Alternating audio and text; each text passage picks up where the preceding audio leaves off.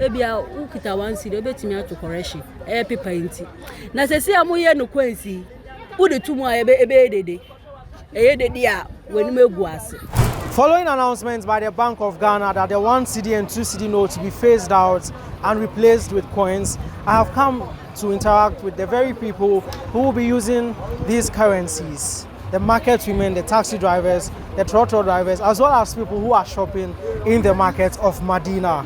I want to find out what they think about this development. This is YEN on YEN TV. My name is Philip Abutiati. Before we gauge the reactions of people here at the Medina market, I'd like to hear from you as well, so you can share your thoughts with me in the comment section below. Mifuka miunu ansana makwasole.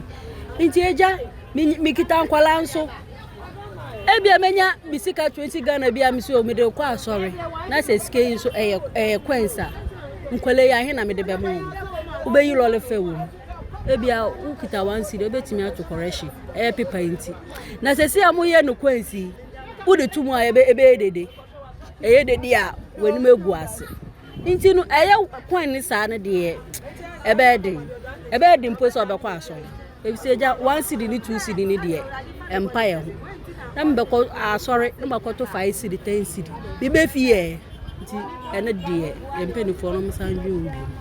Emmoa efise abatan bebre wo. Abatan ya abatan fo ne de ebe ha ye bebre. The decision by Bank of Ghana to introduce additional 1 cedi and 2 cedi coin, I think it's not a bad idea. It can help move business transactions easier and faster. It won't affect you taking the coins from one place to another, because still the 5 pesos, sorry, the 10 pesos, 20 pesos, and 50 pesos, already there's pressure. When you bring those coins, there's also what you call 5 cedis, the note.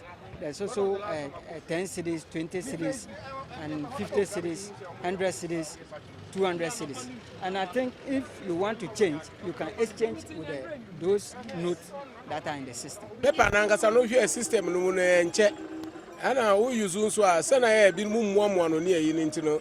Obehu asesi ana aye nti fi okra titi kura obi di ma wa wo so di ma obi a obeka cho se sika na atete anasese but enye wo na wo ye sika no but coins dia ene de ni say ye din nti eno sa no use a eno tumi che say 2 cedis na wa wo full say wo di be ma asore na otu enye boni say ni coins no so na wo full say eno na ye ma wa wo di be ma asore na say nyankopon de ono ni de ni afiri wo akoma mu a wo di ma no no ono na ni gi ho na mo na enye ni obi be hye wo say yesi anase yesi enti na wo hwe mo kura Yesu kura no obi kotu kitu ebi no se enu na na owo ohwe di whole day no sika owo ni hu nyina no na odi ama enti onu na nani gi ho enti enu ni de awurade fam de me side ni de anka nye problem but e bia na eni na obi be ka se ana wo di ade ko che awurade a o ye but wo so enu na kita o di ama no enti enu side ni de anka nye problem.